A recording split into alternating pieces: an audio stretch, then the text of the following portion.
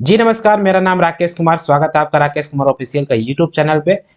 और हम railway exam 2024 का तैयारी कर रहे हैं और इसी के अंतर्गत हम इतिहास यानी हिस्ट्री को पढ़ रहे हैं। हिस्ट्री में हम जैन धर्म यानी जैनिज्म को पढ़ेंगे, जिसमें हमने लास्ट क्लास में भी जो है जैन धर्म के बारे में कुछ बताया था। जिसमें हमने लास्ट क्लास में देखा था कि जैन धर्म जो है उसके संस्थापक जो है ऋषभ देव होंगे। जैन धर्म में कुल मिलाकर के 24 तीर्थंकर होंगे, जिसमें जो है 23वें तीर्थंकर पारसनाथ थे। 24वें तीर्थंकर जो है आपको महावीर स्वामी थे।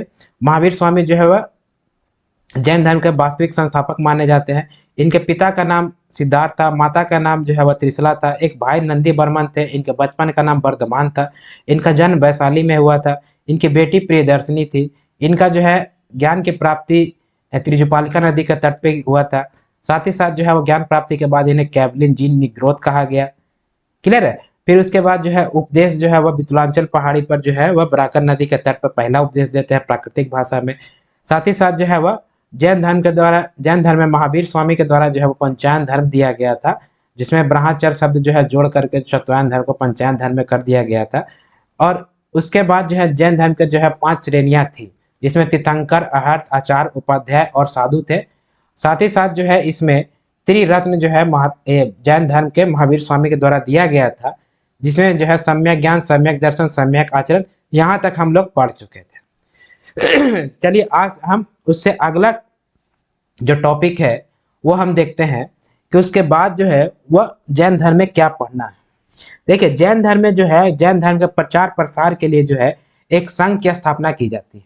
ठीक है, जैन धर्म के प्रचार प्रसार के लिए क्या की जाती है, एक संघ की स्थापना की जाएगी। और इस संघ में जो है वो कितने अनुयायी होंगे, वह 11 अनुयायी होंगे। अनुयायी की संख्या कितनी होगी, इसमें 11 अनुयायी होगी। ठीक है, और यह संघ क्या करेगा, ये जैन धर्म का जो है प्रचार प्रसार करेगा। ठीक है, जैन धर्म का प्रचार और प्रसार करेगा। क्लियर है। जैन धर्म के प्रचार प्रसार के लिए जो एक संघ की स्थापना की जाती है, और उस संघ में जो है कितने अनुयायी होंगे, तो टोटल जो है 11 अनुयायी उसमें होंगे। महावीर स्वामी ने जो है अस्तित्व, ईश्वर के अस्तित्व को जो है नहीं माना। ठीक है, ये कहते हैं कि ईश्वर जो है वह संसार में है ही नहीं। ठीक है, आपका बौद्ध धर्म में भी जो है महात्मा बुद्ध ने जो है वह ईश्वर को जो है अस्तित्व को नहीं माना था। साथ ही साथ जो है ईश्वर के अस्तित्व को नहीं मानेंगे। मूर्ति पूजा और कर्मकांड को नहीं मानेंगे। मूर्ति पूजा नहीं करेंगे, कर्म कांड नहीं करेंगे। कर्म कांड का अर्थ हो गया कि आपका जो यज्ञ वगैरह होता है, उन सब चीजों में विश्वास महावीर स्वामी नहीं रखते हैं। इसलिए इन्हें क्या कहा जाता है, इसलिए इन्हें जो है वह अनेश्वरवाद भी कहा जाता है। क्या कहा जाता है, अनेश्वरवाद कहा जाता है। यहाँ तक क्लियर है। ठीक, इसलिए इन्हें क्या कहा जाएगा, अनेश्वरवाद कहा जाएगा। ये महावीर स्वामी जो होंगे, इन्होंने जो है पुनर्जन्म को माना है। ये कहते क्या है कि पुनर्जन्म होता है। जैसा बौद्ध धर्म में भी आपने देखा था कि महात्मा बुद्ध भी जो क्या करते हैं, वो पुनर्जन्म को मानते हैं। और जैन धर्म हो या बौद्ध धर्म हो, दोनों धर्मों में जो है पुनर्जन्म को अच्छा नहीं माना गया है। क्लियर है, क्या अच्छा नहीं माना गया। और जैसा उसमें जो है आपको बौद्ध धर्म बताया गया था कि पुनर्जन्म का मेन कारण होता है इच्छा। इसलिए आपको पुनर्जन्म ना हो, उसके लिए आपको क्या होना चाहिए, इच्छा। मतलब ना ज्यादा बड़ी होनी चाहिए, ना ज्यादा छोटी होनी चाहिए। उसके लिए अष्टांगिक मार्ग वहां पे दिया गया था। यहाँ पे भी जो है महावीर स्वामी जो है वो क्या करते हैं कि कहते हैं कि अब पुनर्जन्म होता है। ठीक, और पुनर्जन्म का सबसे बड़ा कारण इसमें देखा जाता है, तो इन्होंने कहा है पुनर्जन्म का सबसे बड़ा कारण होता है आत्मा। क्या कारण होता है, आत्मा। इसलिए ये कहते हैं कि आत्मा को आप सताइएगा तब पुनर्जन्म जो है आपको नहीं होगी। ठीक, और जब पुनर्जन्म नहीं होगी तभी जो आपको मोक्ष की प्राप्ति हो सकती है। यानी कि पुनर्जन्म को जो है वो नहीं हो, इसके लिए क्या कहते हैं, आत्मा को जो है वो सताना है।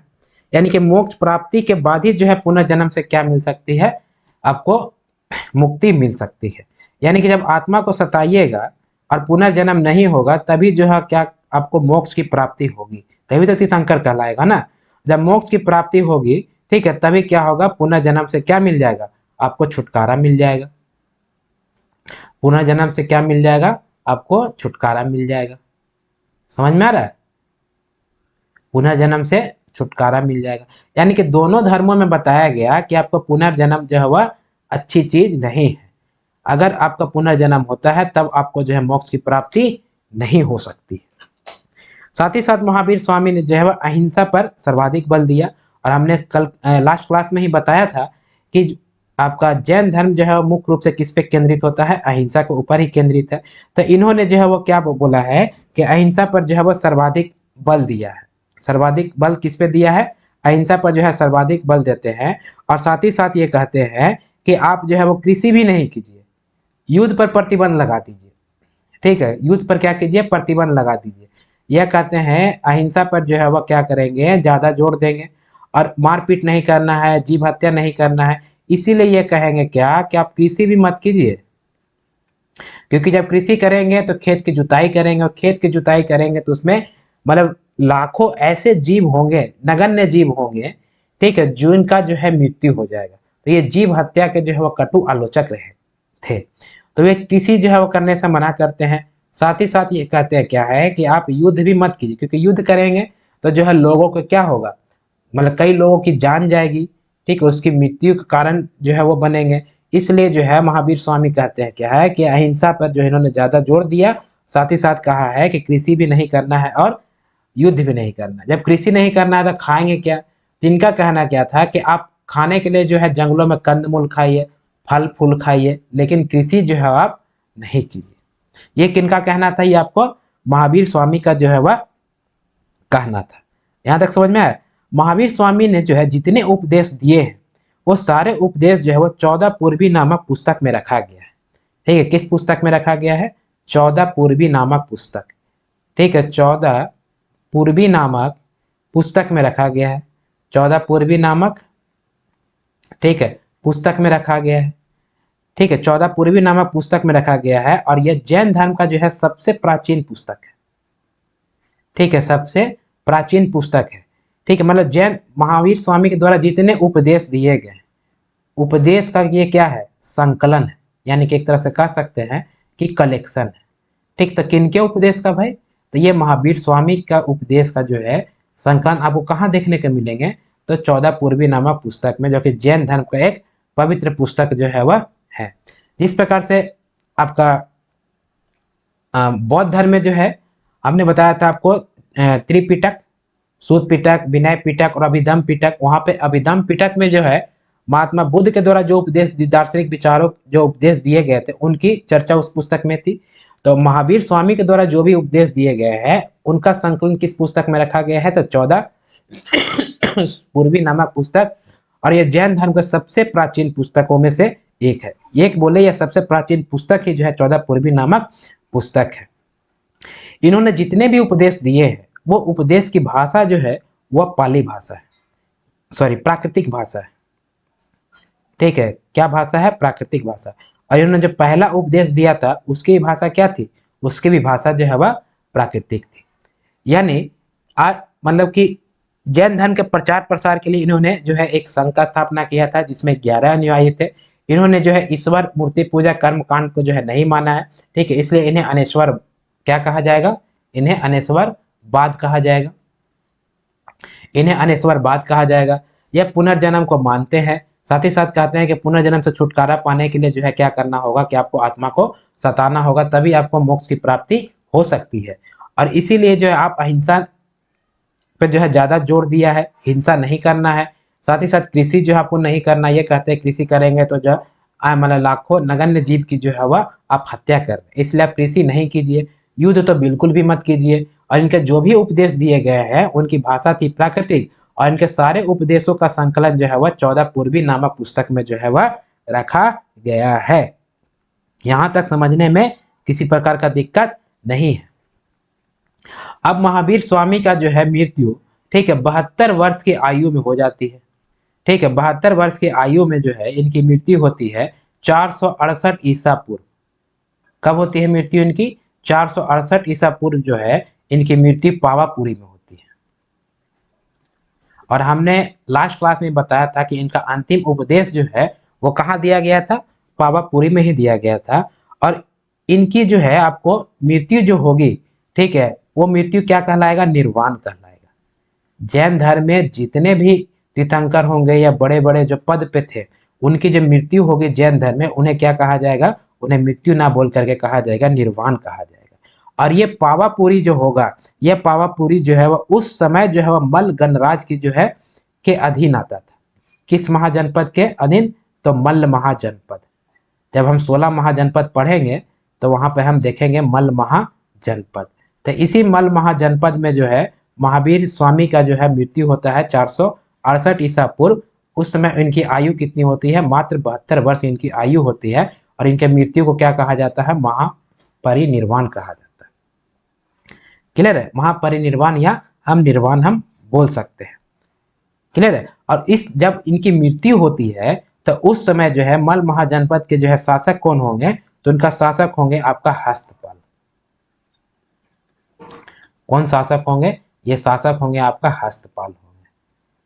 तो प्रश्न अब ये उठता है कि क्या जैन धर्म में जो है महावीर स्वामी टोटल 24 तीर्थंकर हुए, तो 24 में 25वें तीर्थंकर तो हुए ही नहीं, तो क्या महावीर स्वामी की मृत्यु के बाद जैन धर्म क्या समाप्त हो गया था? क्या ऐसा था? नहीं, ऐसा बिल्कुल भी नहीं था। क्योंकि महावीर स्वामी के मृत्यु के बाद जो उपदेश देने वाले जो होंगे, ठीक है, वह उपदेश देने वाले आए, उन्हें जो है वह कौन थे? वो थे आर्य सुधर्मा। यानी कि महावीर स्वामी के बाद जो है वह आर्य सुधर्मा जो है वह उपदेश देंगे, उन्हें जो है वह घोषित किया गया। किन्हें उपदेश देने के लिए घोषित किया गया? आर्य सुधर्मा को। और यह आर्य सुधर्मा जो है वह क्या करते हैं? महावीर स्वामी की मृत्यु के बाद जो है वह उपदेश देंगे। ठीक है, लेकिन इन्हें तीर्थंकर नहीं माना गया। ठीक है, इन्हें तीर्थंकर नहीं माना गया। अभी जो है इनके दो जो है वह मुख्य क्या होंगे? शिष्य होंगे, या प्रिय अनुयायी हम बोल सकते हैं। एक का नाम था आपका स्थलबाहु और एक का नाम रहेगा आपको भद्रबाहु। यानी स्थलबाहु और भद्रबाहु जो है इनके दो प्रिय अनुयायी थे। और यही आगे चल करके जो है आपका जैन धर्म का जो है वह पूरा कार्यभार संभालते हैं और अपने हाथ में लेते हैं। ठीक है, इनके दो प्रिय अनुयायी कौन होंगे? एक का नाम होगा आपका भद्रबाहु और दूसरे का नाम होगा स्थलबाहु। कौन होंगे? एक होंगे भद्रबाहु, ठीक है, और कौन होंगे? दूसरे होंगे स्थलबाहु। और यही भद्रबाहु और स्थलबाहु क्या करेंगे कि बाद में जो है वो जैन धर्म को आगे बढ़ाएंगे। क्योंकि आगे चल करके काफी विवाद भी हो जाता है और जैन धर्म दो भागों में बढ़ जाता है। तो ये जो है आपको दो प्रिय अनुयायी हैं। किसके प्रिय अनुयायी हैं? तो महावीर स्वामी के। ठीक है, जैन धर्म में प्रिय अनुयायी रहेंगे, एक भद्रबाहु और दूसरा स्थलबाहु। इसी के समय में जो है क्या होता है कि ये समय कब का चल रहा है? ये समय चल रहा है आपका मौर्य वंश का। ठीक है, कब का चल रहा है? मौर्य वंश बोले या मौर्य काल बोले, जिसका संस्थापक कौन है? मौर्य काल का संस्थापक जो है वह चंद्रगुप्त है। ठीक है, चंद्रगुप्त जो है मौर्य काल का संस्थापक। जब हम 16 महाजनपद पढ़ेंगे तो उसमें इतनी डिटेल पढ़ेंगे हम कि चंद्रगुप्त जो है वह चाणक्य की सहायता से जो है वह धनानंद को हरा करके जो है वह नंद वंश को समाप्त करते हैं और उसके जगह पर जो है मौर्य वंश की स्थापना करते हैं। तो उस समय जो है जब स्थलबाहु और भद्रबाहु जब नेतृत्व कर रहे होंगे तब वो मौर्य काल का जो है संस्थापक, मतलब मौर्य मगध में जो है किसका शासन चल रहा होगा? गुप्त वंश का शासन चल रहा होगा। और इसी गुप्त वंश के शासन में जो है वो 12 साल का जो है भीषण अकाल पड़ जाता है। 12 साल का क्या होगा? 12 साल का जो है वह भीषण अकाल पड़ेगा। और जब अकाल पड़ेगा, ठीक है, तो खाने के लिए जो है वह अनाज नहीं होंगे। तो इससे जो है वह चंद्रगुप्त मौर्य जो है वह क्या होंगे? बहुत ही चिंतित हो जाते हैं। ठीक, बहुत ही चिंतित हो जाते हैं। और इसी अकाल के दरमियान जो है वो क्या होगा कि आपका भद्रबाहु जो है वह अपने अनुयायियों के साथ जो है वह दक्षिण भारत चले आते हैं। ठीक है, अभी देखे यहाँ से होगा पूरा खेल। खेल मतलब क्या है कि कैसे जो है जैन धर्म बट जाता है। जैसे बौद्ध धर्म बट गया था हीनयान और महायान में, उसी प्रकार से बौद्ध धर्म भी जैन धर्म में क्या होगा? आपको दो भागों में बट जाएगा।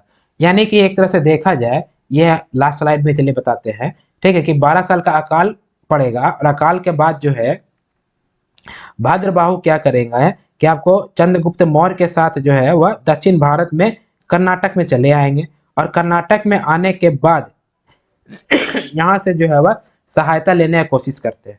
ठीक है, यहाँ पे कौन आएंगे, भद्रबाहु आएंगे। ठीक है, भद्रबाहु कहाँ चले जाएंगे, तो भद्रबाहु जो है वह आपको इनके साथ कौन आते हैं, तो चंद्रगुप्त मौर्य आएंगे। क्यों आ रहे हैं, क्योंकि जो है मगध में क्या होगा, भीषण अकाल पड़ेगा। ठीक है, यह भद्रबाहु और चंद्रगुप्त जो है ये दोनों क्या करेंगे, ये आ जाएंगे दक्षिण भारत के कर्नाटक में अपने अनुयायी के साथ। और इसी कर्नाटक में जो है चंद्रगुप्त मौर्य की मृत्यु हो जाती है।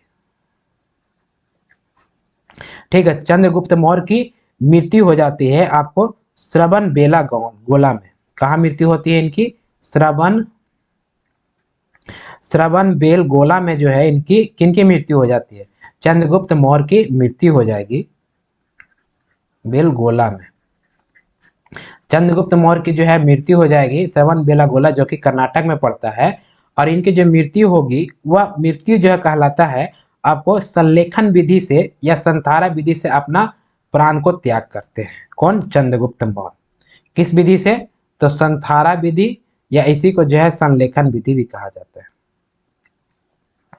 ठीक है, अब आपके मन में प्रश्न आ रहा होगा कि आखिर ये संलेखन या संथारा विधि है क्या। देखिए, संलेखन या संथारा विधि है आपको जब लास्ट क्लास में हमने बताया था कि जैन धर्म में जो है वो पुनर्जन्म को जो है अच्छा नहीं मानते इसीलिए ये कहते हैं कि पुनर्जन्म से छुटकारा पाने के लिए आपको क्या करना होगा, आपको आत्मा को जो है कष्ट देना होगा। और आत्मा को कष्ट देने के लिए जो है वो जब अंतिम समय आता है तो ये खाना पीना छोड़ देते हैं। ठीक है, किसी प्रकार का जो है अनाज ग्रहण नहीं करेंगे। तो इस विधि के द्वारा जो है अपने प्राणों को त्याग कर देंगे। तो ये जो है अनाज छोड़ देना, जल छोड़ देना और इस तरह से जो है वह अपने मृत्यु का मतलब प्राण को त्याग देना, ये क्या कहलाता है, संलेखन विधि या संथारा विधि कहलाता है। तो चूंकि चंद्रगुप्त मौर्य जो थे वो जैन धर्म को मानते थे, ठीक है, जैन धर्म अपनाए थे, इसीलिए जो है आपको चंद्रगुप्त मौर्य की मृत्यु जो है श्रवण बेला गोला जो कर्नाटक में पड़ता है, किस विधि के द्वारा होती है, संथारा विधि के द्वारा होती है। और ये कर्नाटक कैसे पहुंच जाते हैं मगध से, क्योंकि जो है आपका मगध में क्या होता है, उस समय जो है 12 साल का भीषण अकाल पड़ता है।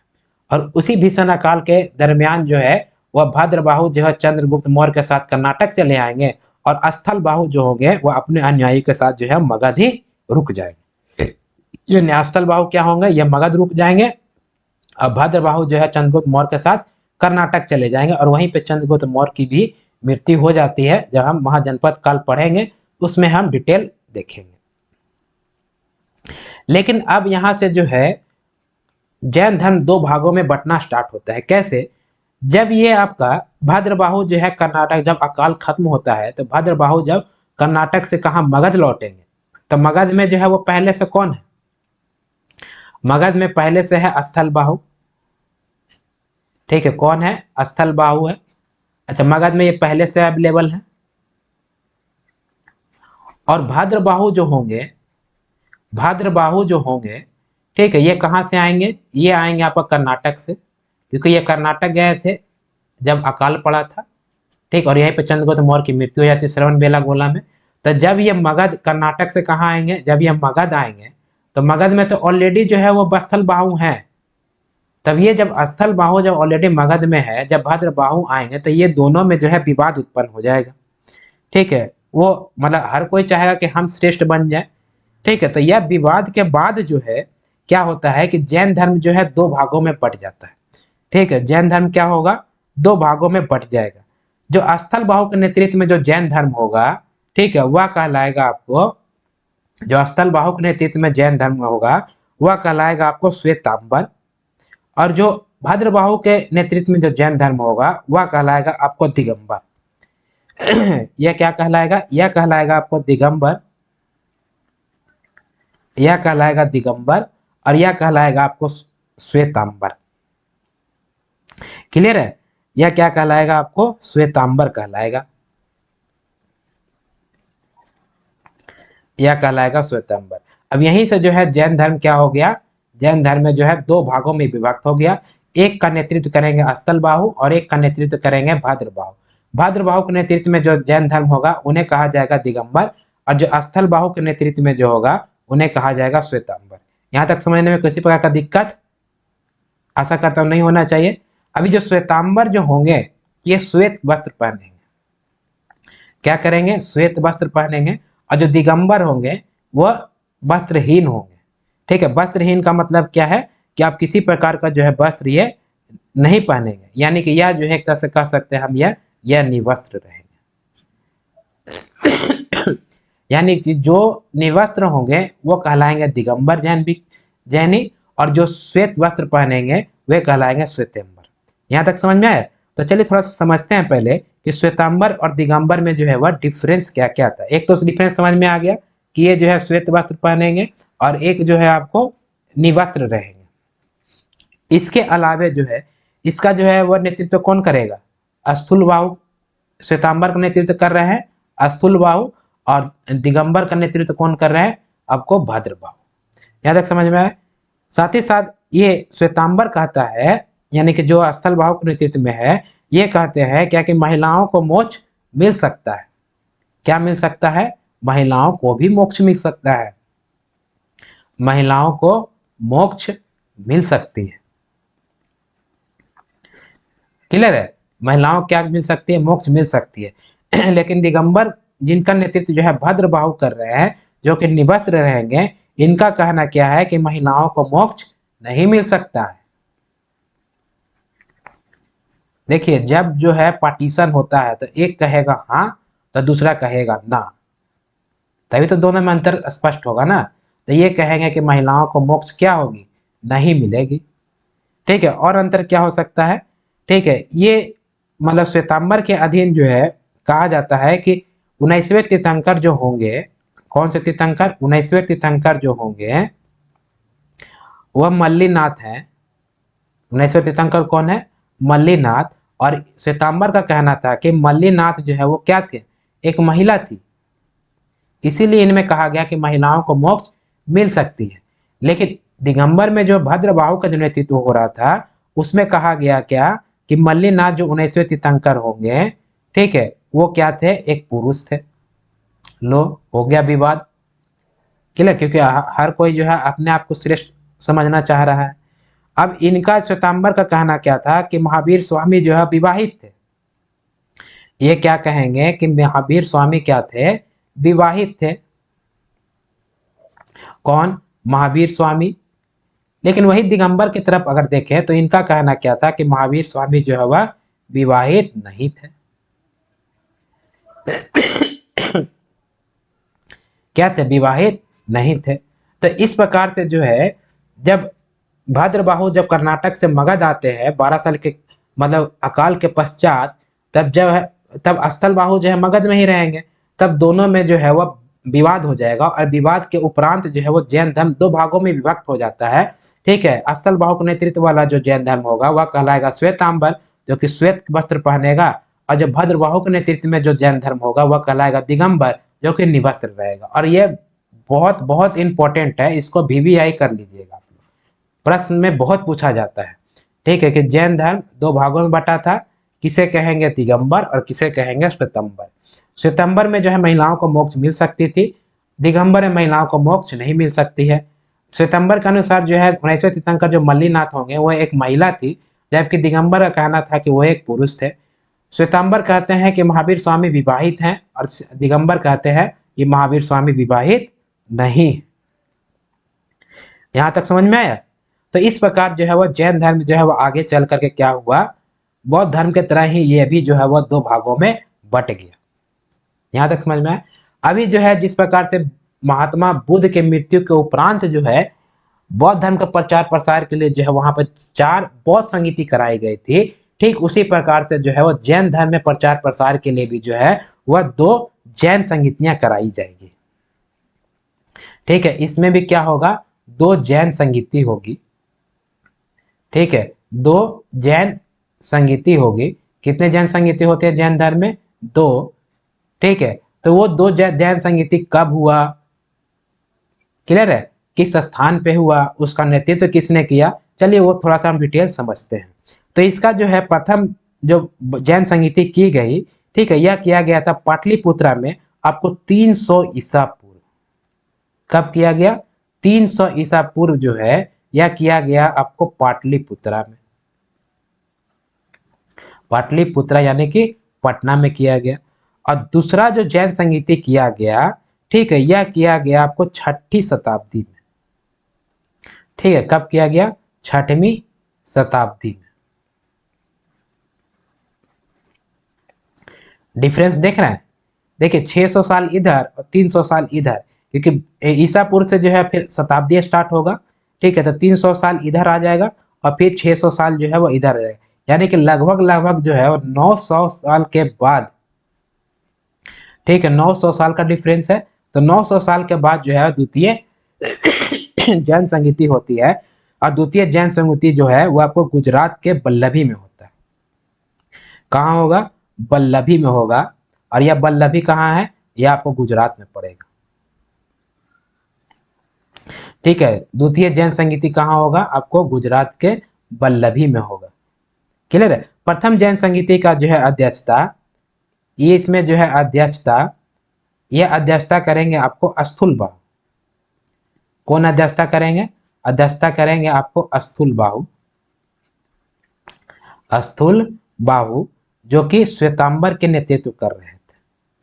क्लियर है? और इसका जो आपका दूसरा जो जैन संगीति होगा, ठीक है, इसकी अध्यक्षता जो है वो देवादि श्रमण करेंगे।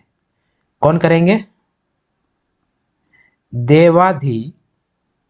देवादि क्षमा श्रमण करेंगे। क्लियर है? देवादि क्षमा श्रमण करेंगे आपको दूसरी, क्योंकि देखिए स्थल बाहु और भाद्रबाहु तो 900 साल तक जिंदा तो नहीं रहेंगे।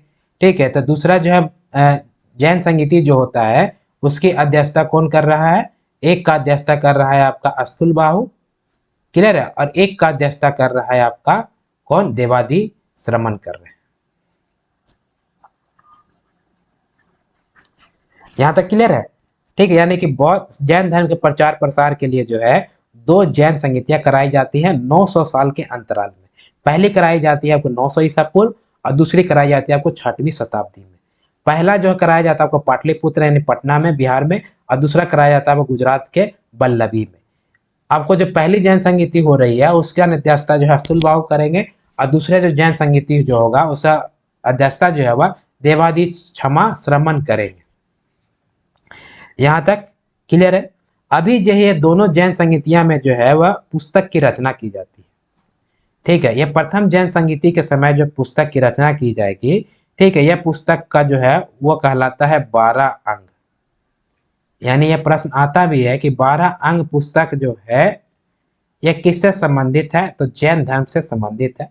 और इसके रचना कौन करेंगे? भाद्रबाहु। उसी समय जो है रचना कौन करेंगे? भाद्रबाहु जो है वह 12 अंग नामक पुस्तक की रचना करेंगे।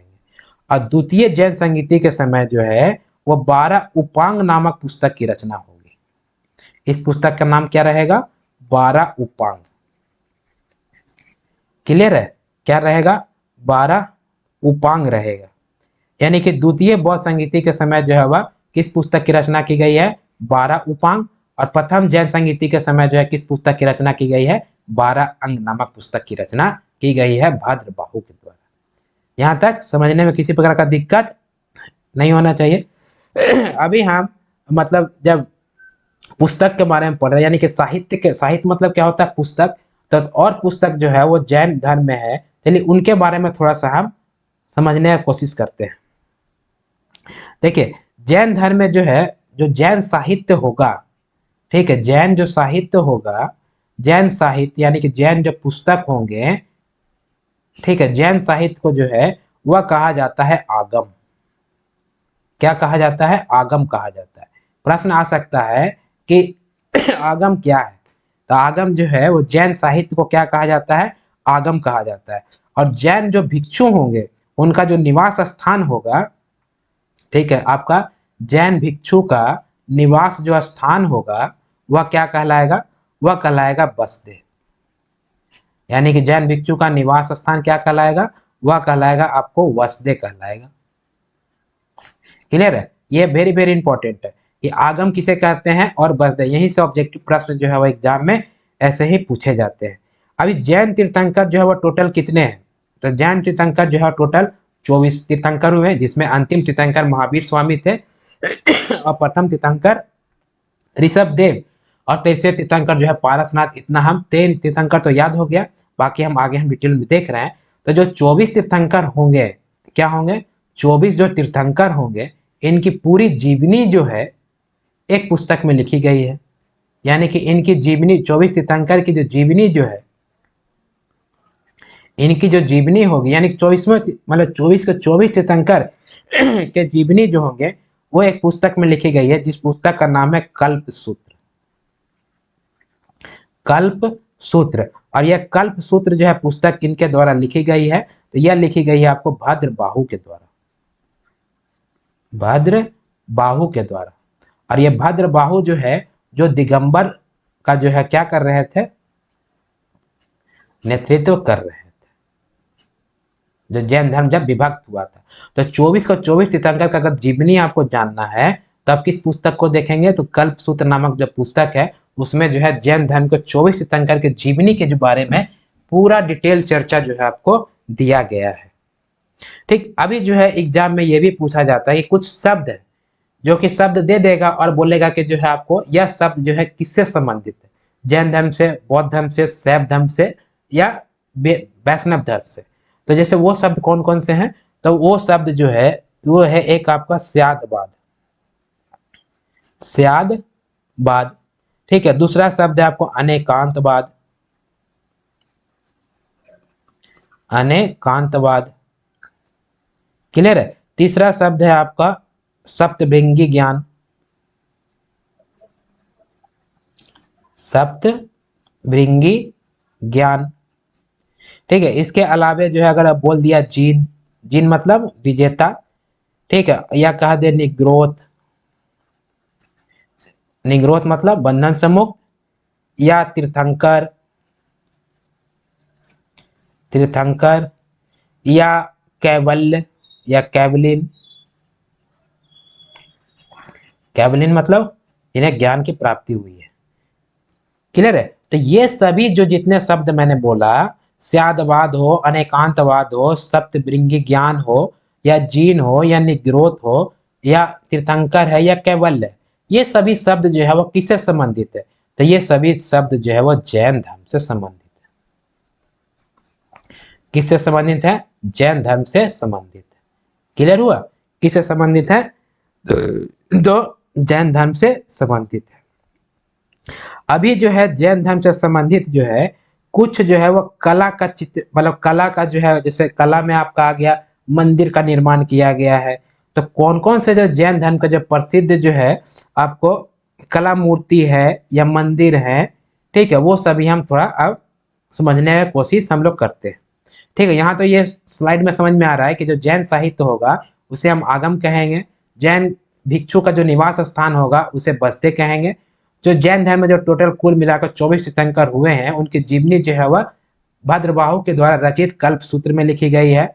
अभी जो है वो जैन धर्म से संबंधित कुछ शब्द हैं, जैसे स्यादवाद, अनेकांतवाद, सप्तभृंगी ज्ञान, जीन, निग्रोध, तीर्थंकर या कैवल्य, ये सभी जो है वह किस धर्म से संबंधित है, तो ये सभी जो है आपका जैन धर्म से संबंधित है।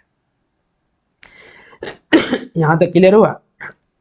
अभी जो है सॉरी, तबियत में ना ज्यादा खराब। अभी जो है देखिए, अभी जो है कुछ हम जैन मंदिर जो है वो किस कहाँ स्थित है, किसने बनवाया है, ठीक है, जो एग्जाम पॉइंट ऑफ व्यू से जो है इंपॉर्टेंट हो जाता है। चलिए हम उसको थोड़ा सा देखते हैं।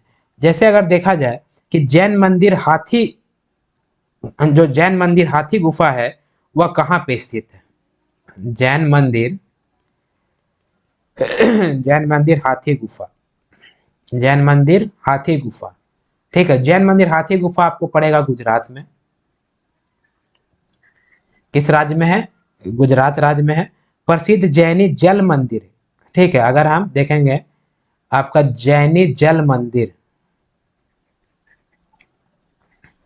जल मंदिर, ठीक है, ये आपका पावापुरी में है, पावापुरी, जहां जो है महावीर स्वामी का जो है अपना अंतिम उपदेश दिए थे पावापुरी में, और यहीं पे जो है इनकी मृत्यु भी हुई थी। ठीक है, तो पावापुरी जो है बिहार के पावापुरी में जो है आपको क्या है, मतलब प्रसिद्ध जैनी जल मंदिर है। ठीक है, ये आपको किस राज्य में पड़ेगा, तो बिहार में पड़ेगा। ठीक है, ये वन लाइनर क्वेश्चन आपको पूछ दिए जाते हैं। तो प्रसिद्ध जैनी जल मंदिर कहाँ है, आपको पावापुरी में है। इसके अलावा अगर देखेंगे तो मथुरा जैन मंदिर जो है सॉरी, मथुरा जैन मंदिर, मथुरा जैन मंदिर, मथुरा जैन मंदिर, यह आपको मथुरा में पड़ेगा। और यह किस युग का है, तो यह आपको मौर्योत्तर युग का है। मौर्योत्तर युग का जो है आपको मथुरा जैन मंदिर है।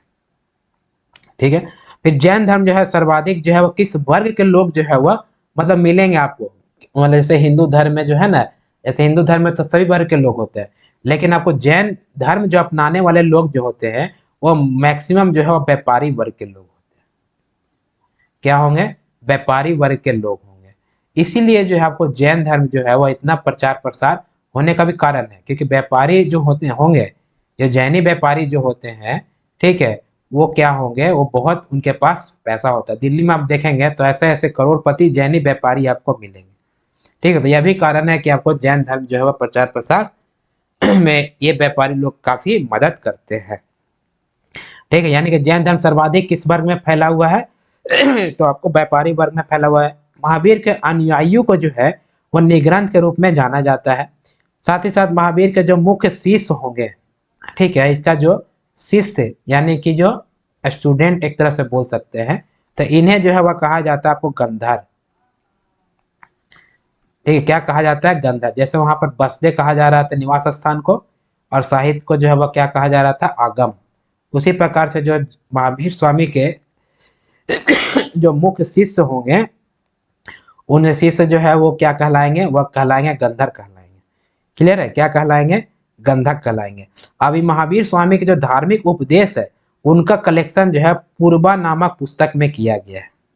ठीक है, 14 पूर्वी नामक पुस्तक जो धार्मिक उपदेश की जो है संकलन किया गया था, ये हम बता चुके हैं। तो ये कुछ प्रमुख जो है आपको मंदिर है, जैसे आपको मथुरा जैन मंदिर, ठीक है, वह मौर्योत्तर युग का है। जैनी जल मंदिर आपको बिहार का पावापुरी में है। आपको जैन मंदिर हाथी गुफा जो है आपको गुजरात में है। और जैन धर्म के जो मुख्य शिष्य होंगे महावीर स्वामी के, उन्हें जो है वह गंधर के नाम से जाना जाएगा। ठीक है, यहां तक समझ में आ रहा है। इसके अलावे भी जो है वह कुछ प्रमुख जैन मंदिर जो हैं, ठीक है, जैसे आपको मथुरा का जो जैन मंदिर जो है वह आपको मौर्योत्तर काल का है। ठीक है, वो मौर्य काल का जो है वह प्रमुख केंद्र था। ठीक है, मथुरा का जैन मंदिर, जैसे यहाँ पर चलिए टॉपिक दे देते हैं जैन मंदिर, तब ज्यादा क्लियर होगा। जैन मंदिर, तो जो मथुरा का जैन मंदिर जो होगा, मथुरा का जैन मंदिर, जैन मंदिर, यह किस समय का जो है वह प्रमुख केंद्र होगा, तो मौर्य काल का। क्योंकि मौर्य काल के जो संस्थापक चंद्रगुप्त मौर्य, वो क्या होंगे, वो जैन धर्म को अपना लेते हैं। अगर दूसरा हम देखें तो कर्नाटक में जो चामुंड शासकों ने जो है कोमेतेश्वर का जैन मंदिर बनवाया है। ठीक है, जिसे बाहुबली का जो मंदिर कहा जाता है। तो प्रश्न आ सकता है कि गोमतेश्वर का जैन मंदिर जो है वह किन के द्वारा बनाया गया है और यह कहाँ है। तो गोमतेश्वर, गोमतेश्वर का जैन मंदिर, गोमतेश्वर का जैन मंदिर, यह कहाँ है, यह आपको कर्नाटक में है, यानी दक्षिण भारत में। कर्नाटक में ही तो चंद्रगुप्त मौर्य की मृत्यु हुई थी, श्रवण बेलागोला में। ठीक है, बेलगोला में। तो कर्नाटक में जो है ये आपका गोमतेश्वर का जैन मंदिर है। ठीक है, इन्हें बनाया गया था किन के द्वारा, तो इन्हें बनाया गया था चामुंड शासकों द्वारा। चामुंड, ये आपको दक्षिण भारत में रहेंगे, चामुंड शासक, आगे हम लोग को पढ़ना है। ठीक है, चामुंड चामुंड शासकों, चामुंडो नहीं लिखते हैं डायरेक्ट, चामुंड शासक के द्वारा जो है, या शासकों के द्वारा जो है आपको गोमतेश्वर का जैन मंदिर बनाया गया। ठीक है, अभी जो है गोमतेश्वर का जो जैन मंदिर है, इसे जो है बाहुबली का मंदिर भी कहा जाता है। इसे किस नाम से जानते हैं? तो बाहुबली का मंदिर भी कहते हैं।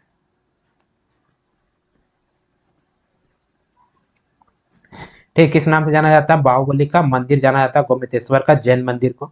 ठीक है, अगला जो है आपको मध्य प्रदेश में जो है खजुराहो में जैन मंदिर एक बना है, खजुराहो का जैन मंदिर। ठीक है, खजुराहो का जैन मंदिर, खजुराहो का जैन मंदिर। ठीक, खजुराहो का जैन मंदिर ये कहाँ, खजुराहो कहाँ है? मध्य प्रदेश में, मध्य प्रदेश में। यह किन के द्वारा बनाया गया है?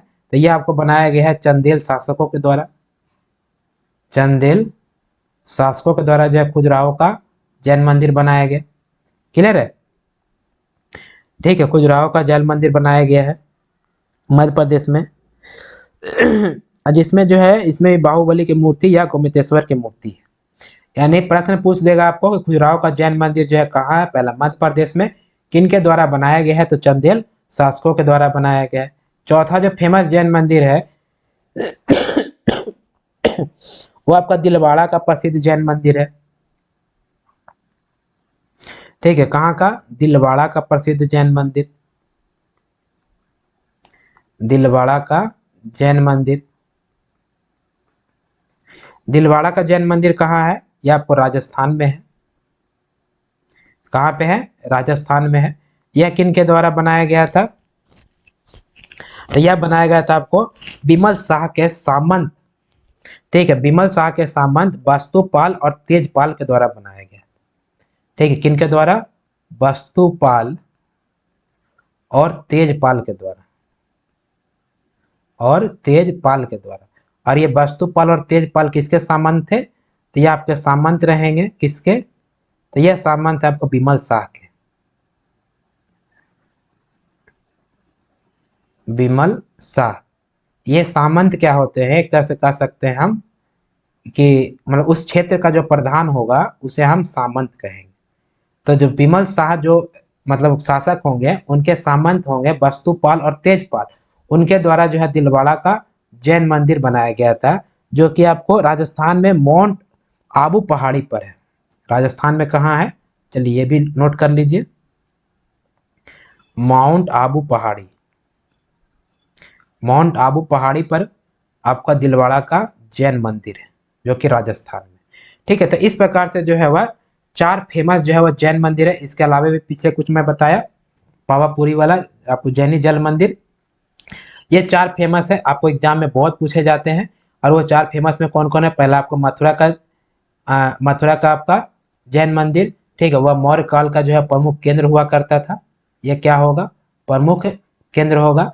साथ ही साथ गोमतेश्वर का जो जैन मंदिर जो है यह आपको कर्नाटक में है, जो कि चामुंड शासकों के द्वारा बनवाया गया था।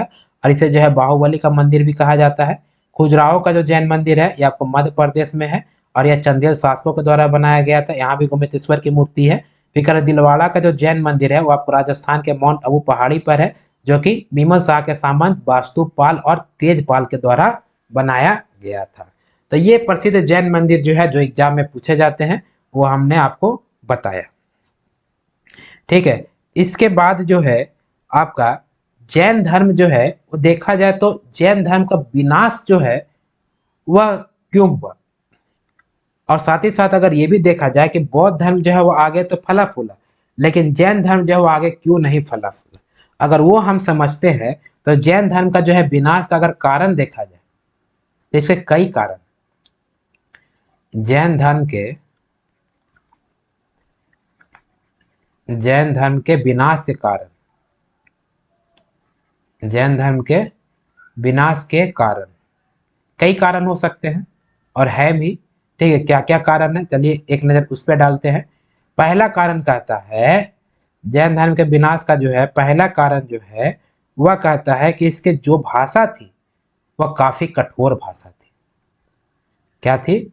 भाषा जो है वह आपको कठिन है, यानी कठिन भाषा थी। ठीक है, दूसरा कारण क्या था? कि इसके नियम भी जो थे वह काफी कठोर थे।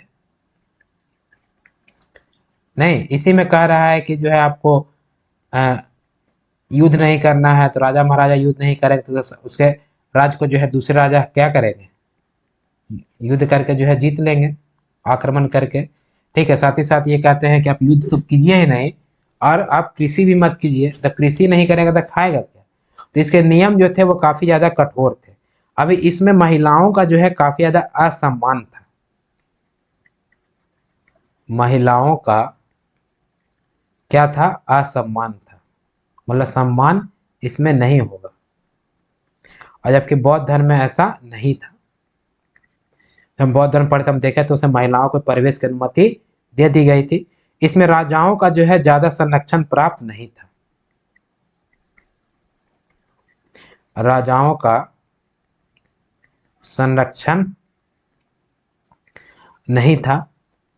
ठीक है। इसके अलावा और देखें तो इसमें जो जैसे आप दिगंबर में देख रहे थे कि इसमें जो है आपको निवस्त्र रहना है, तो लोगों को जो है काफी ऑड लगता है निवस्त्र रहना। तो इस यही यह कारण भी एक हो था कि जो बहुत सारे लोग जो है वह जैन धर्म अपनाना नहीं चाहते थे। यानी कि एक कारण यह भी था कि आपको जो इसमें निवस्त्र रहना है। क्लियर है? और इसमें जो है आपको ब्रह्मचर्य मतलब शादी ही नहीं करना है, ये भी कहा गया। तो महावीर स्वामी जो ब्रह्मचर्य शब्द जोड़े, ठीक है, क्या रहना है? ब्रह्मचर्य रहना है। तो ये सभी जो है कारण जो थे वो जैन धर्म के जो है विनाश के ओर जो है वो लेके चला गया। कि इसमें भाषा जो है वह काफी ज्यादा कठिन भाषा होगी। साथ ही साथ जो है नियम जो है वह काफी कठोर नियम है। महिलाओं का जो है वह सम्मान नहीं है। राजाओं का जो है संरक्षण प्राप्त नहीं होता, क्योंकि इनमें कहा गया कि आपको युद्ध ही नहीं करना है। और ऐसा राजा थोड़े होंगे जो कि बोलेंगे हम युद्ध नहीं करेंगे, तब तो उनका राज्य पाठ चला कि बाकी भी है। साथ ही साथ निवस्त्र रहने के लिए बोला गया। ब्रह्मचर्य मतलब शादी ही आपको नहीं करना है। लेकिन इसके बावजूद भी जो है कई राजा ऐसे थे जो कि जैन धर्म को जो है वो क्या करते थे? मानते थे। ठीक है। तो जैन धर्म मानने वाले प्रमुख राजा कौन कौन होंगे? ठीक है, जो कि जैन धर्म मानेगा।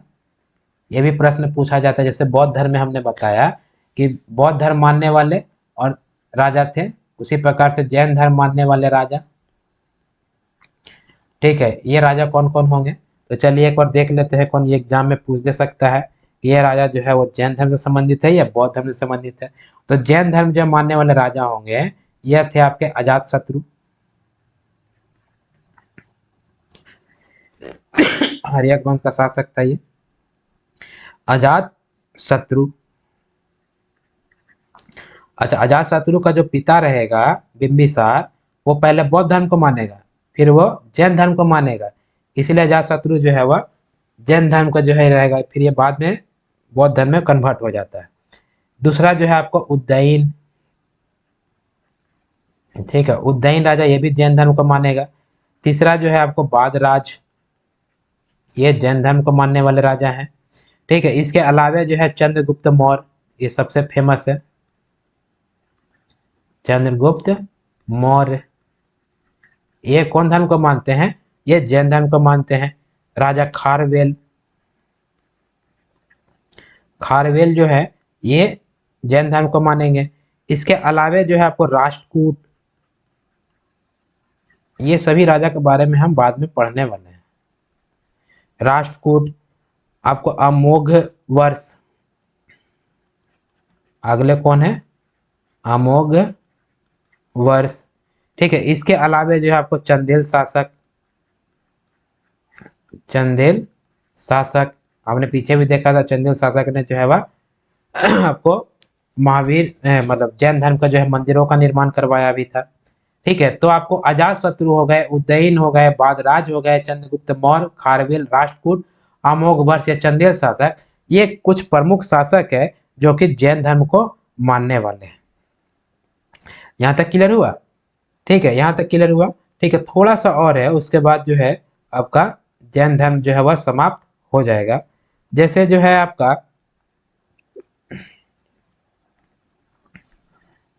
अच्छा, इसमें जो है ये करना पड़ेगा। देखिए, जैसे जैन धर्म में जो है वह कौन से तीर्थंकर होंगे, और वह तीर्थंकर जो है उनका जो है वह चिन्ह क्या होगा, वो कभी कभी एग्जाम में पूछा जाता है। तो चलिए ये लाइन हटा देते हैं।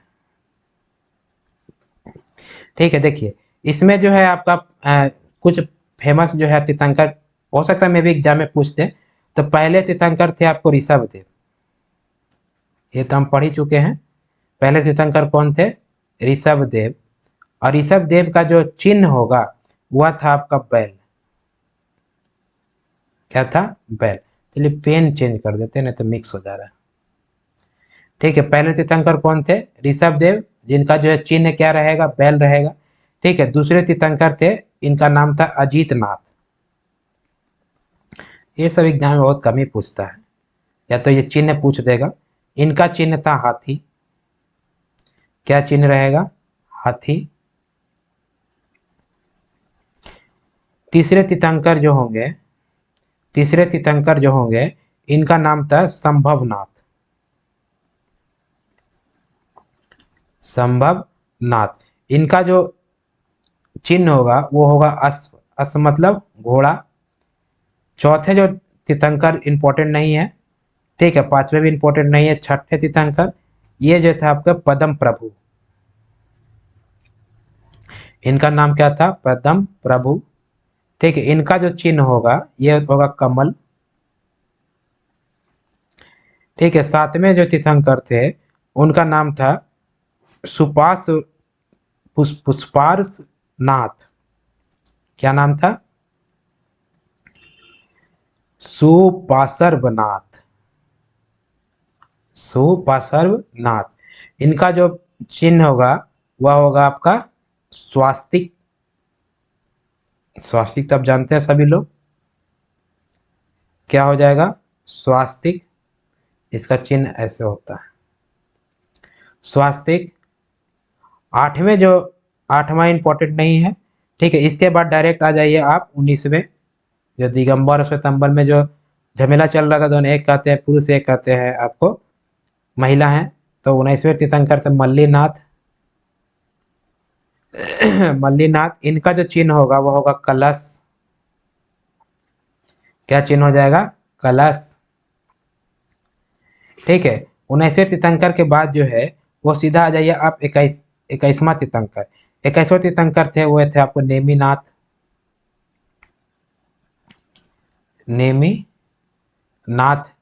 और नेमिनाथ जो होंगे ये आपका, इनका चिन्ह था नील कमल। क्या इनका चिन्ह होगा? नील कमल। ठीक, 22वें तीर्थंकर जो होंगे ये थे अरिष्ट नेमि। कौन थे? अरिष्ट नेमि। अरिष्ट नेमि। इनका जो चिन्ह होगा ये चिन्ह था शंख। 23वें तीर्थंकर जो है ये थे पारसनाथ। पारसनाथ, जिन्हें चतुरायन धर्म दिया था। इनका जो चिन्ह होगा ये होगा सर्प, यानी कि स्नेक। और 24वें तीर्थंकर जो है ये होंगे महावीर स्वामी, जो जैन धर्म के वास्तविक संस्थापक माने जाते हैं। और इनका जो चिन्ह होगा ये होगा सिंह। तो इस प्रकार से जो है वो कभी कभी एग्जाम में जो है वह तीर्थंकर के साथ जो है वह चिन्ह के बारे में पूछा जा सकता है आपसे, कि जो 23वें तीर्थंकर पारसनाथ थे उनका चिन्ह क्या था? तो सर्प होगा। महावीर स्वामी का चिन्ह क्या था? तो सिंह होगा। अरिष्ट नेमि का चिन्ह क्या था? शंख। नेमिनाथ का चिन्ह क्या था? नीलकमल। मल्लीनाथ का चिन्ह क्या था? तो कलश। आपको सुपार्श्वनाथ का चिन्ह क्या था? स्वास्तिक। पद्म प्रभु का चिन्ह क्या था? कमल। संभवनाथ का चिन्ह क्या था? अश्व मतलब घोड़ा। अजित नाथ का चिन्ह क्या था? हाथी। और ऋषभदेव जो संस्थापक थे जैन धर्म के, उनका चिन्ह था बैल। तो यह आपका जैन धर्म जो है वह समाप्त होता है। ठीक है, तो चलिए प्रत्येक क्लास की तरह हम इस क्लास में भी जो है क्या हम आज पढ़े हैं उसको थोड़ा रिवीजन करते हैं, उसके बाद हम क्लास समाप्त करेंगे। और अगले क्लास में हम जैन धर्म और बौद्ध धर्म के बारे में अब क्या भिन्नता है, क्या समानता है, ठीक है, वो हम डिटेल से देखेंगे। ठीक है, तो चलिए हमने आज पढ़ा है, देखिए हमने देखा कि आपको जैन धर्म के प्रचार और प्रसार के लिए जो है एक संघ का निर्माण होता है, जिसमें 11 अनुयायी होंगे जो क्या करेंगे? जैन धर्म के प्रचार और प्रसार करेंगे। जैन धर्म के जो महावीर स्वामी होंगे वो ईश्वर को नहीं मानेंगे, साथ ही साथ मूर्ति पूजा, कर्म कांड इत्यादि को भी नहीं मानते हैं, इसलिए इन्हें अनेश्वरवाद भी कहा जाता है महावीर स्वामी को। यह पुनर्जन्म में विश्वास रखते हैं, और यह पुनर्जन्म का जो है कारण जो है वो बोलते हैं कि आत्मा है, और इसलिए जो है आत्मा को जो है सताइएगा तभी मोक्ष की प्राप्ति होगी। इसलिए जब अंतिम समय, मृत्यु का जो अंतिम समय होता है, तो उस समय जो है वह खाना पीना छोड़ देंगे और संलेखन या संधारा विधि द्वारा जो है वह प्राण का त्याग करते हैं। और यह मोक्ष की प्राप्ति तभी हो सकती है जब पुनर्जन्म से छुटकारा हो, इसलिए आत्मा को सताने की बात किया जाता है इसमें। इसमें कहा गया है अहिंसा पर ज्यादा जोर दिया गया है, कृषि पर का बोला गया कृषि नहीं करना है, युद्ध भी नहीं करना है। यही कारण है कि राजा का जो है वह ज्यादा सहयोग नहीं मिला। आपका जैन धर्म का जो 14 पूर्वी नामक पुस्तक जो है वह सबसे प्राचीन पुस्तक है और उसमें महावीर स्वामी के जितने भी उपदेश हैं उन सारे उपदेशों का कलेक्शन किया गया है। इनके जो उपदेश दिए गए हैं उनकी भाषा जो है वह प्राकृतिक भाषा थी। साथ ही साथ जो है इनकी 72 वर्ष की आयु में जो है 468 ईसा पूर्व में आपको मल्ल महाजनपद के पावापुरी में जो है वह निर्माण प्राप्त हो जाता है, मतलब मृत्यु प्राप्त हो जाते हैं। ठीक है, और उस समय जो है आपको मल्ल महाजनपद का शासक रहते हैं हस्तपाल। ठीक है, आर्य सुधर्मा जो है मतलब इनके मृत्यु के उपरांत जो है वो उपदेश देने के लिए जो है वो घोषित किया जाता है आर्य सुधर्मा को। ठीक है, वह उपदेश जो है वह देंगे। साथ ही साथ स्थलबाहु भद्रबाहु जो है इनके दो प्रिय अनुयायी होंगे। और यह मौर्य काल के समय में, यह समय चल रहा है मौर्य काल का। मौर्य काल के समय में जो है वह मगध में जो है 12 साल का भीषण अकाल पड़ता है। उस समय जो है मगध के राजा चंद्रगुप्त मौर्य होंगे और इसलिए जो है चंद्रगुप्त मौर्य के साथ जो है भद्रबाहु क्या होंगे, कर्नाटक में चले आएंगे भीषण अकाल के समय में। और यहीं पे जो है कर्नाटक के श्रवण बेलागोला में जो है चंद्रगुप्त मौर्य की मृत्यु हो जाती है और यह प्राण का त्याग जो है संथारा या संलेखन विधि द्वारा करते हैं। ठीक है, यानी कि आत्मा को कष्ट पहुंचाएंगे। अभी जब भद्रबाहु जब कर्नाटक से मगध आएंगे तो मगध आने के बाद जो है भद्रबाहु और स्थलबाहु में विवाद हो जाएगा, क्योंकि स्थलबाहु ऑलरेडी पहले से मगध में रहेंगे और यह कर्नाटक से फिर मगध में आते हैं। ठीक है, आपका अकाल के बाद तब जो है जैन धर्म दो भागों में विभक्त हो गया था। ठीक है, एक कहलाया श्वेतंबर, दूसरा कहलाया दिगंबर। श्वेतंबर का नेतृत्व स्थलबाहु करेंगे और दिगंबर का नेतृत्व जो है भद्रबाहु करेंगे। और श्वेतंबर में जो है वह श्वेत वस्त्र पहनेंगे और दिगंबर में जो है नील वस्त्र, मतलब कोई कपड़ा नहीं पहनेंगे। इसमें जो है कहा गया कि महिलाओं को मोक्ष मिल सकती है, इसमें कहा गया महिलाओं को मोक्ष नहीं मिल सकती है। स्थल मतलब श्वेतंबर के अनुसार 19वें तीर्थंकर मल्लिनाथ एक महिला बतलाते हैं और इनके द्वारा जो है 19वें तीर्थंकर मल्लिनाथ एक पुरुष है। ये श्वेतांबर कहते हैं कि महावीर स्वामी का विवाह हुआ है, ये कहते हैं महावीर स्वामी का विवाह नहीं हुआ और दोनों का बीच विवाद होते रहेगा। अभी जैन धर्म के प्रचार प्रसार के लिए जो है दो जैन संगीतियां कराई जाती है। एक जैन संगीति कराई जाती है 300 ईसा पूर्व पाटलिपुत्रा में, जिसके अध्यक्षता जो है स्थलबाहु करेंगे और इसी समय जो है 12 अंक पुस्तक की रचना भद्रबाहु के द्वारा की जाती है। फिर इसके 900 साल के बाद जो है 6वीं शताब्दी में दूसरी जैन संगीति की जाती है आपको गुजरात के बल्लभी में, और उस समय अध्यक्षता जो है आपको देवादि क्षमा श्रमण जो है करते हैं और उस समय जो है 12 उपांग नामक पुस्तक जो है वह लिखा जाता है जो कि जैन धर्म से संबंधित है। इसके अलावा भी जो है वह कई जैन साहित्य है। ठीक है, जैसे जैन साहित्य को जो है वह आगम कहा जाता है। आपको जैन के जो जैन भिक्षु के जो निवास स्थान है उसको बसदे कहा जाता है। इसमें जो है आपको 24 जो जैन धर्म तीर्थंकर हुए हैं उनकी पूरी जीवनी कल्पसूत्र नामक पुस्तक में लिखी गई है और इस कल्पसूत्र पुस्तक की रचना को इसने किया है भद्रबाहु ने किया है, जो कि दिगंबर का नेतृत्व कर रहे थे। फिर पूछा जाता है एग्जाम में कि जैन धर्म से कौन कौन से शब्द संबंधित है, जैसे श्वेत सयादवाद, एक अनेकांतवाद, सप्तभृंगी ज्ञान, जीन, निग्रोध, तीर्थंकर, केवल, ये सभी जो है जैन धर्म से संबंधित शब्द हैं। इसके अलावा हमने पढ़ा कि आपको जैन मंदिर हाथी गुफा जो है वो कहाँ पे है, गुजरात में। जैनी जल मंदिर आपको बिहार का पावापुरी में है। मथुरा जैन मंदिर आपको मौर्योत्तर युग का काल का बना हुआ है। व्यापारी वर्ग लोग जो है वो ज्यादा जैन धर्म को अपना, जैन धर्म जो है ज्यादा व्यापारी वर्ग में फैला हुआ है। जैन महावीर स्वामी के जो मुख्य शिष्य होंगे उन्हें क्या कहलाएगा, गंधर कहा जाएगा। क्लियर है। इसके अलावा जो है कुछ फेमस जो है जैन मंदिर है सॉरी, जैसे मथुरा का जैन मंदिर जो है मौर्योत्तर काल का जो है मौर्य काल का प्रमुख केंद्र है। गोमतेश्वर का जैन मंदिर जो है कर्नाटक में स्थित है, इसको चामुंड शासकों ने बनाया था, इसे बाहुबली का मंदिर भी कहा जाता है। इसी प्रकार से खुजराहो का जैन मंदिर जो आपको मध्य प्रदेश में, जिसे चंदेल शासकों के द्वारा बनाया गया। दिलवाड़ा का जैन मंदिर राजस्थान के माउंट आबू पहाड़ी पर है, जिसे जो है विमल शाह के सामंत वास्तुपाल और तेजपाल के द्वारा जो है वो बनाया गया है। इसके अलावा जो है देखा जाए तो जैन धर्म का जो है विनाश के कारण जो है वह कई कारण है कि इसकी भाषा जो है वह कठिन थी, नियम कठोर थे, महिलाओं को असम्मान था, सम्मान नहीं था महिलाओं को, राजाओं का संरक्षण प्राप्त नहीं था, निर्वस्त्र रहना था और आपको ब्रह्मचर्य मतलब जीवन भर शादी नहीं करना है, इसलिए जो है इनका विनाश हुआ। अभी जैन धर्म अपनाने वाले कुछ राजा थे जिसमें जो है आपको अजात शत्रु है, ठीक है, उद्दायीन है, बाद राज है, चंद्रगुप्त मौर्य है, खारवेल है, राष्ट्रकूट है, अमोघ वर्ष है, चंदेल शासक, ये सभी जो है जैन धर्म मानने वाले राजा थे।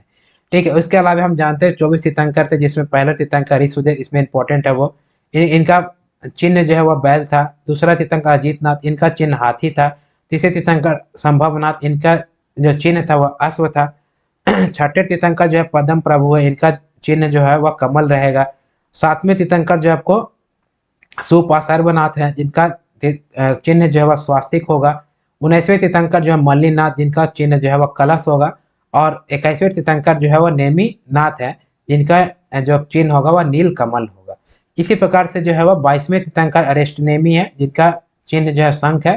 23वें तीर्थंकर पारसनाथ, जिनका चिन्ह जो है सर्प है। 24वें तीर्थंकर महावीर स्वामी, जिनका चिन्ह जो है वह सिंह है। तो आज के क्लास के लिए बस इतना ही रखते हैं। जैन धर्म समाप्त हो गया है।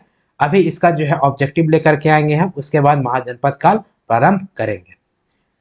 तो अगर हमारा क्लास आप लोग को थोड़ा बहुत इंफॉर्मेटिव लग रहा है तो क्लास को लाइक कीजिए, अपने दोस्तों के साथ शेयर कीजिए जो रेलवे एग्जाम का प्रिपरेशन कर रहे हैं। अगर आप हमारे चैनल पर नए हैं तो चैनल को सब्सक्राइब कीजिए। फिर मिलते हैं हम अगले क्लास में, तब तक के लिए जय हिंद, जय भारत, नमस्कार।